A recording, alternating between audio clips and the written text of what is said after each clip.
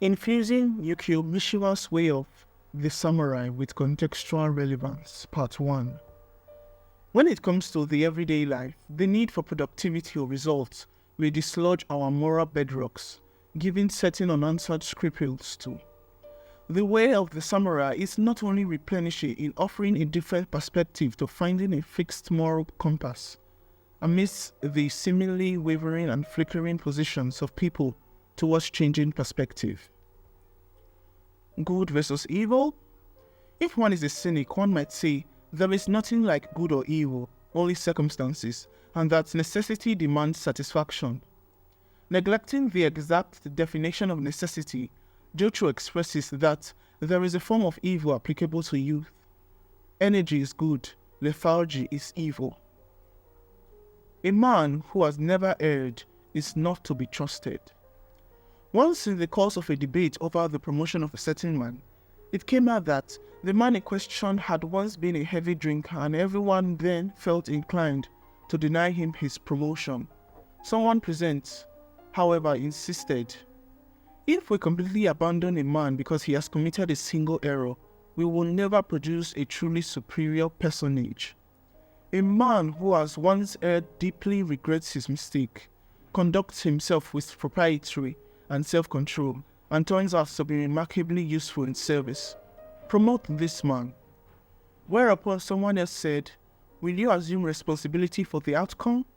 When he assured them that he would, everyone pressed him for a reason. He replied, "I accept full responsibility for him because he is a man who has once erred. A man who has never made a mistake is not to be trusted. The man got his promotion after all."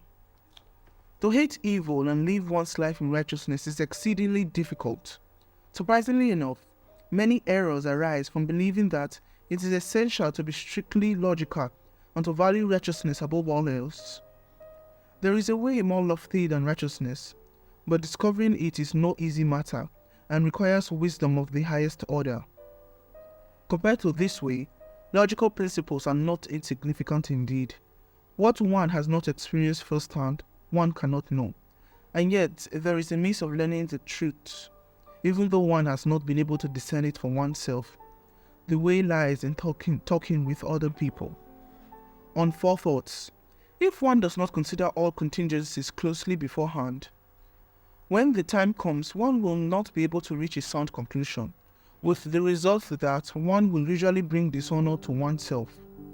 Learning from what others tell you and trying to discern the essence of things is preparing for forming your resolution before the crisis occurs. Do not form fixed opinions. It is wrong to have strong personal convictions.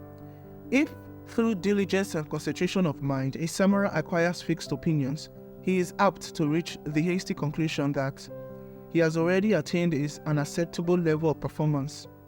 This is most inadvisable. A samurai must pile diligence upon diligence, attaining first total mastery over the basic principles and skills, then continuing his training so that the basic skills will reach fruition. When offered a meal one does not crave. It is never a good idea to overdo restraint when offered a meal. In fact, it may be discourteous. Refuse politely once or twice and then, if urged further, go ahead and accept. This is also good policy when one happens to go somewhere and is unexpectedly asked to stay. Importance of criticism.